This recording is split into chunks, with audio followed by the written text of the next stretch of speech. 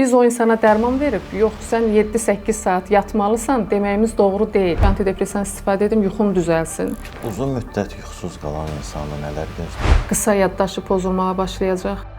Otaq necə olmalıdır? Mən uşağı öyrədirəm səs-küydə yatsın. Yuxu xəstəlikləri müalicə edilmədikdə mütləq fəsadlara səbəb olur. Salam dostlar, hər vaxtınız xeyir olsun. Demə YouTube kanalında Sağlam Həyat layihəmiz davam edir. Bugün biz yuxusuzluqdan danışacağıq. Az yatmaq insanda hansı problemlər yarada bilər və yaxud da çox yatmaq hansı problemlər yarada bilər. Qonağımız isə uzman nevroloq Nailə Ələkbərovadır. Nailə xanım, xoş gördük sizi yenidən. Xoş gördük, hər birinizi salamlayıram. Yenə çox gözəl bir mövzuya toxundunuz, yuxu problemi.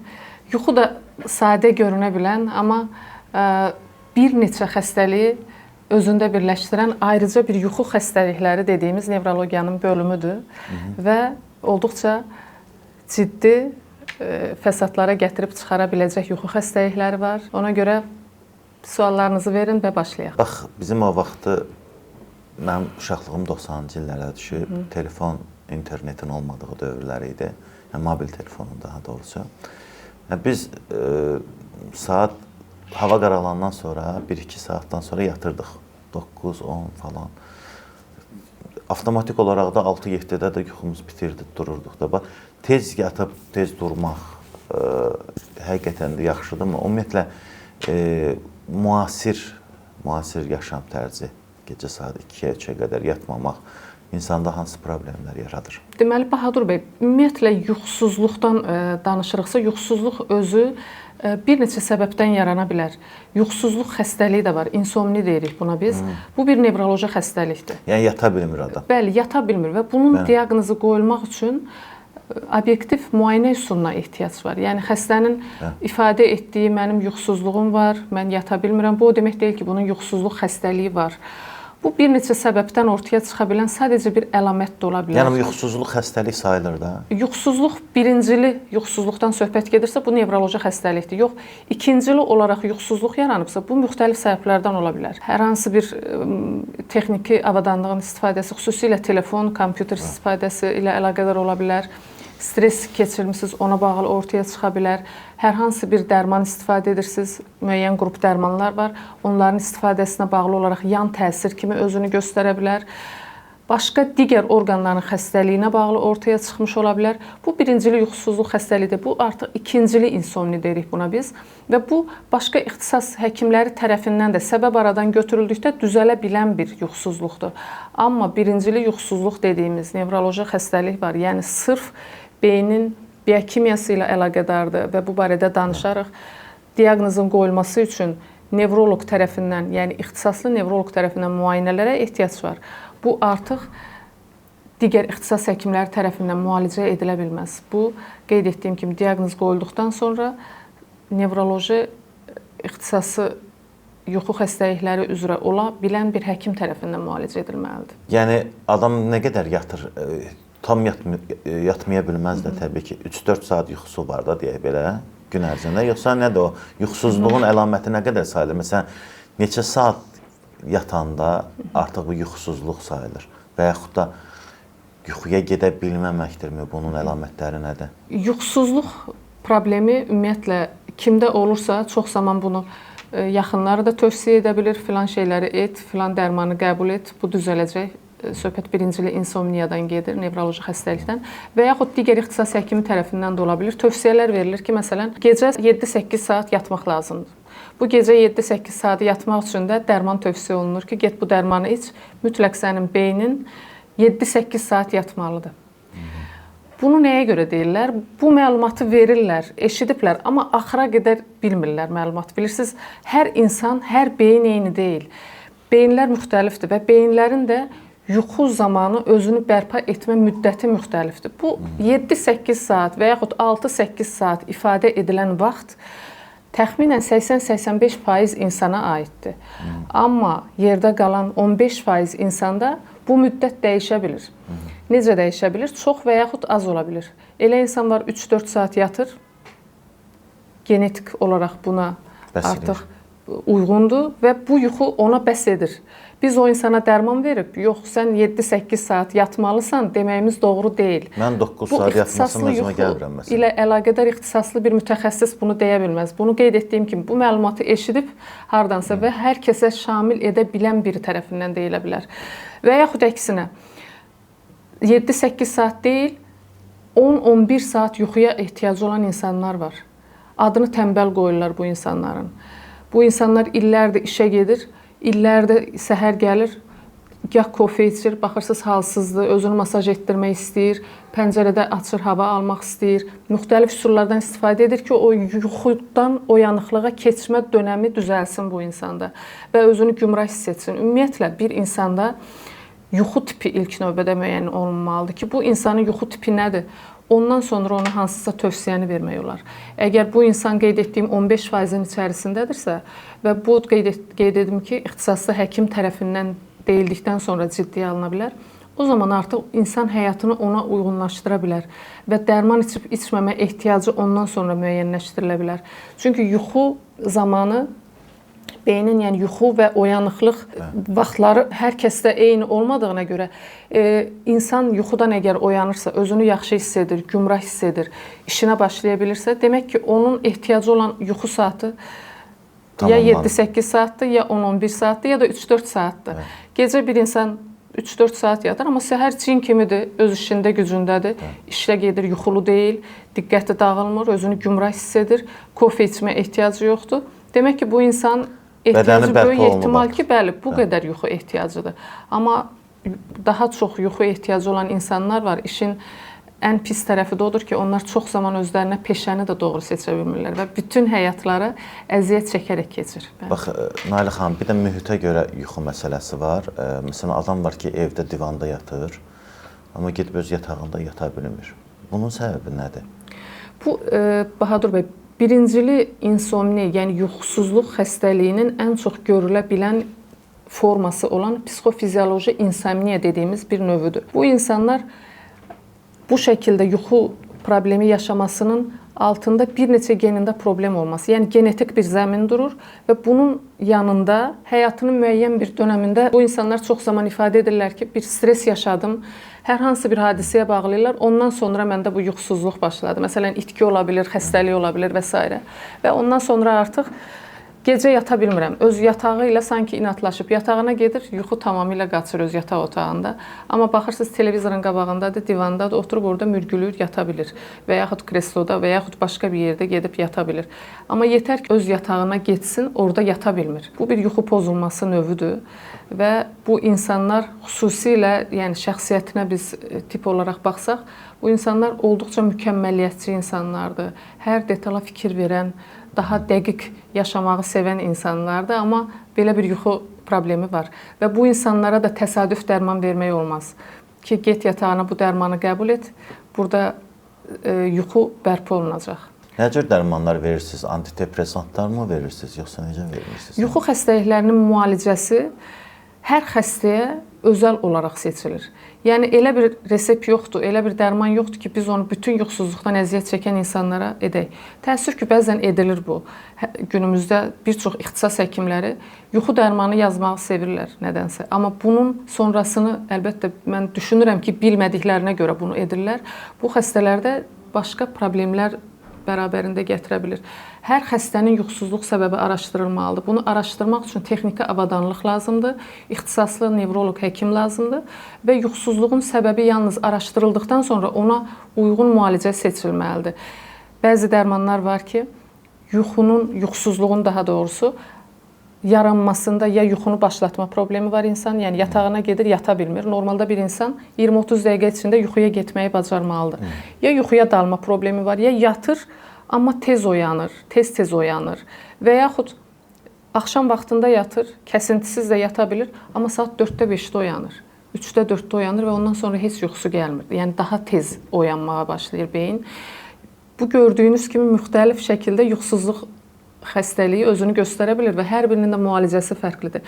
Burada yuxusuzluğun tipi, xəstənin əlavə xəstəlikləri, xəstəliyin başlamasından sonrasına qədər seyri, Bütün bunlar xəstəyə özəl olaraq dəyərləndirilib və müalicəsi də özəl olaraq təyin olunmalıdır. Eyni zamanda bildiyimə qədər stres də qoymur yatmağa adamı. Yəni stres də səbəb olur. Stres əlbəttə yuxusuzluq probleminə ən çox səbəb olan faktorlardan biridir.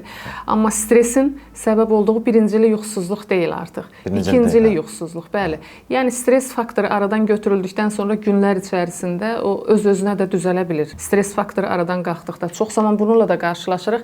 Xəstə stresə məruz qalıb, bir yuxusuzluğu başlayıb. Burada əlbəttə o psixofizioloji yuxusuzluq olub-olmaması artıq mütəxəssis tərəfindən müəyyən olunur. Amma sırf stresə bağlıdırsa, düşünək ki, dəyərləndirilib və stresə bağlı olduğu bildirilib mütəxəssis tərəfindən, o zaman stres faktorunu aradan götürmək üçün qısa müddətli müalicə yetərlidir. Yetərlidir. Bəli, burada antidepressant adı çəkdiniz. Antidepressant istifadəsi ilə bağlı əksər xəstələr düşünür ki, antidepressant istifadə edim, yuxum düzəlsin və s. Yuxusuzluq xəstəliyi, birincili yuxusuzluq xəstəliyidirsə, buna artıq antidepressan təyin etmək olmaz bu xəstəyə. Olmaz. Xeyr. Çünki bu psixiatrik bir xəstəlik deyil. Xəstənin depressiyası var deyə ortaya çıxmayıb. Və yaxud anksiyetesi varsa xəstənin yenə də qısa müddətdə müalicə verilməlidir xəstəyə. Uzun müddət get bu dərmanı qəbul et, həyəcan stresin düzəlsin, bu sənə yuxu gətirici biraz da təsiri var. Bunlar müalicə deyil. Bu xəstələrin sonrasında xüsusilə koqnitiv funksiyalarda zəifliklər ortaya çıxmağa başlayır və artıq xəstə bizə o zaman müraciət edir. Fəsadla gəlir.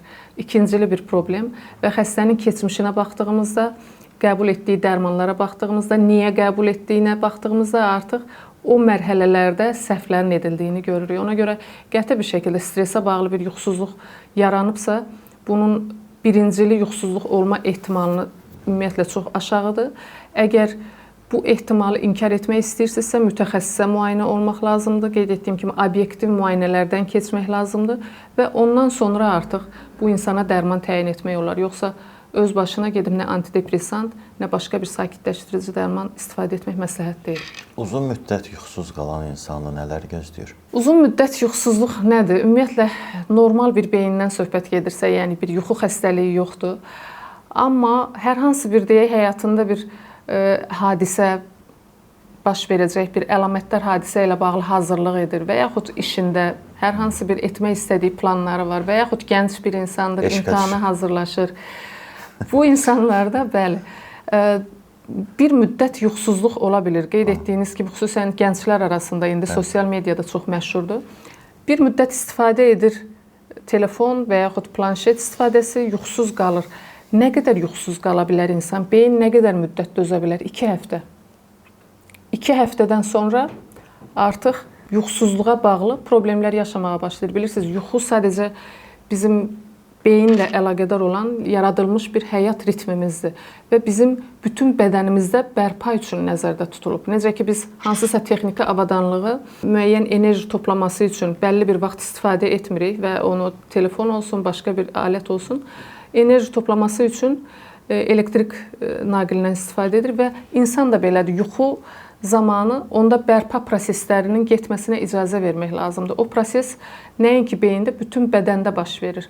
Və onu biz 15 gün ərzində tamamilə deyil, hətta 2-3 saat belə lazım olan miqdardan aşağı etsək, tutaq ki, mənim yuxu ehtiyacım 8 saatdır, mən onu 6 saata endirsəm, 15 gündən sonra artıq məndə müəyyən əlamətlər özünü biruzə verəcək. Başda immun sistemlə əlaqədar, xəstəliklərə daha yatqın olacaq, bu insan daha tez-tez xəstələnir.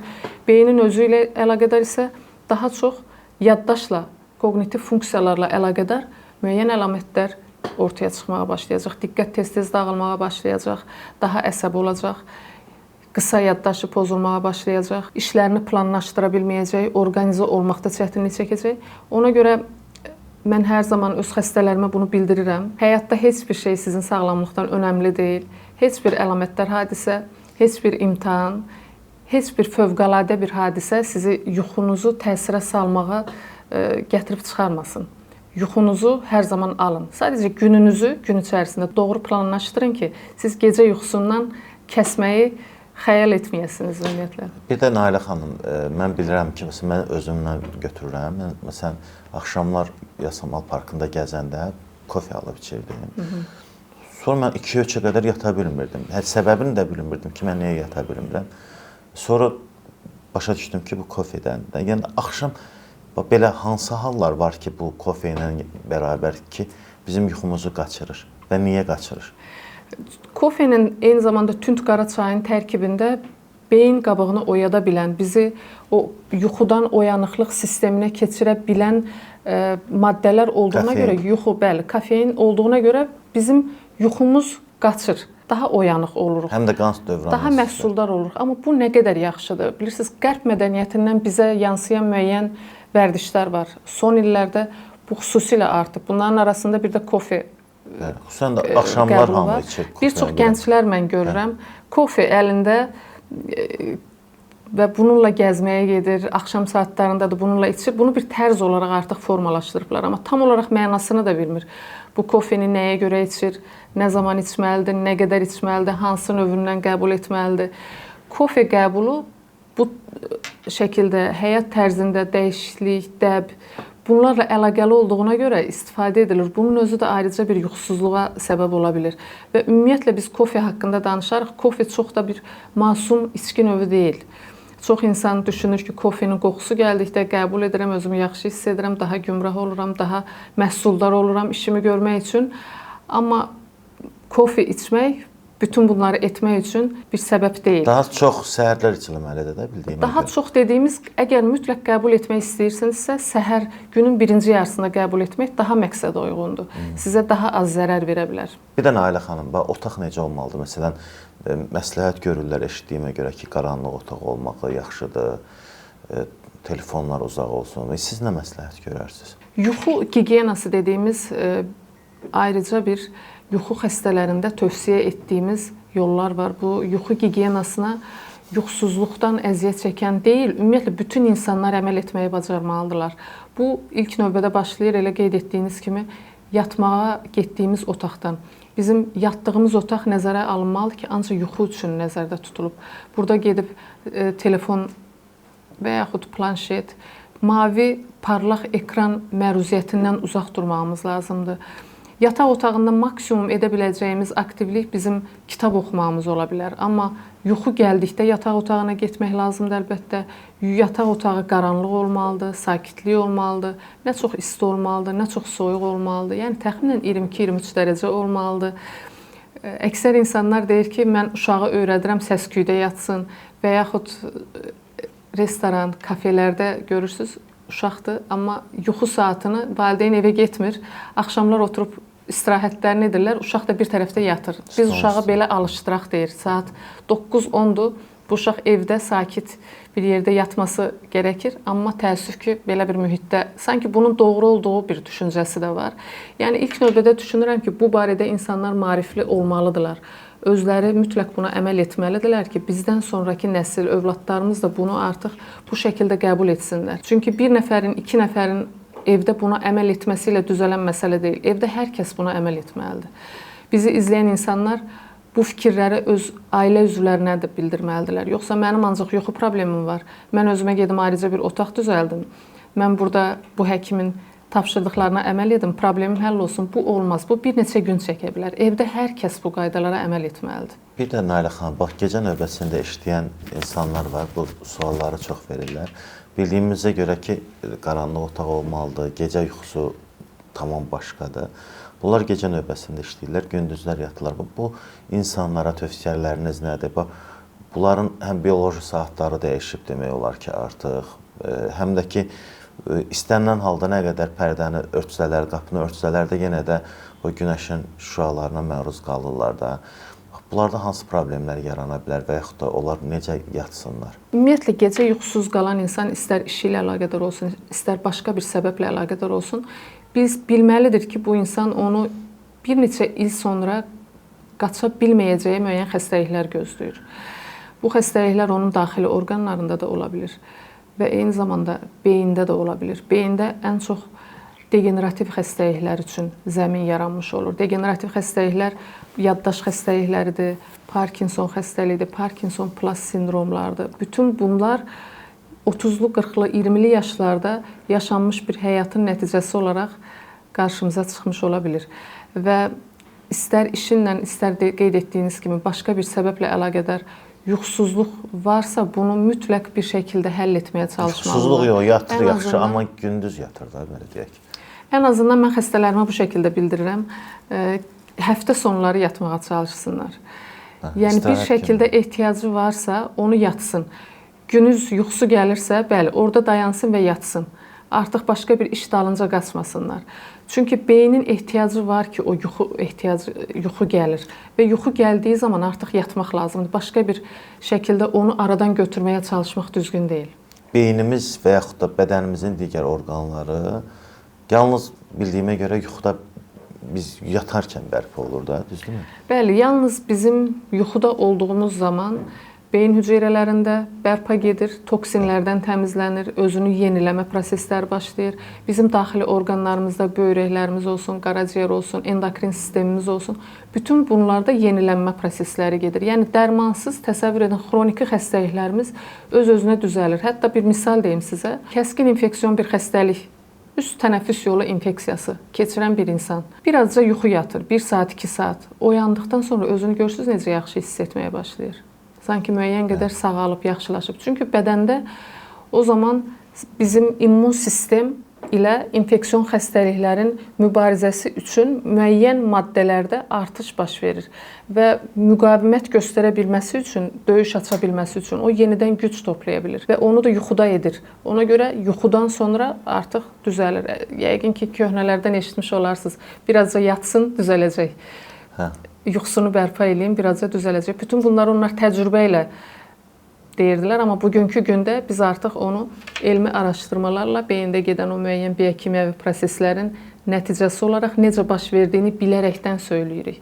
Ona görə mən hər zaman deyirəm, ən azından müəyyən şeyləri insanlar bilməyə bilir. Maarifləndirməyə çalışırıq, müəyyən qədər insanlar bizi dinləyir, bəziləri dinləmir. Ən azından keçmiş insanların tövsiyələrinə qulaq asın deyirəm. Onlar artıq təcrübədən keçiriblər, ən azından bu şeyləri bilirlər. Heç olmasa nənələrinizin, öz valideynlərinizin tövsiyələrinə qulaq assınlar. Nailə xanım, bəs çox yatmaq necə? Çox yatmaq da zərərlidirmi? Çox yatmaq, qeyd etdiyim kimi, beynin bir yuxu ehtiyacı var. Bu bəzilərinə çox görünə bilər. Məsələn, elə insanlar var, axşam saat 10-da 11-də yatır və səhər saat 9-da 10-da 11-də durmaq istəyir və yalnız ondan sonra özünü gümrah hiss edir. Bu artıq bunun yuxu tipidir. Yəni çox yatan insan tipidir bu. Toyuq yuxu tipi deyirik biz buna, toyuqlar kimi. Biri də var, çox yatan demək, yəni bu insan gündüz işdədir, başqa bir yerdədir, maşın sürür. Buna yuxu gəlir, anormal yuxular gəlir və o yatır həqiqətən də. Bu maşın sürərkən baş verirsə qəzaya səbəb ola bilər. İşdə, toplantıda, iclasdadırsa, yoldaşları bunu artıq dəfələrlə görürlər ki, bu yoldaş iclasda həmişə yatır. Bu gündüz yuxulama ilə gedən çox yatma kimi ifadə etdiyiniz bir yuxu xəstəliyidir. Bu da müalicə edilməlidir.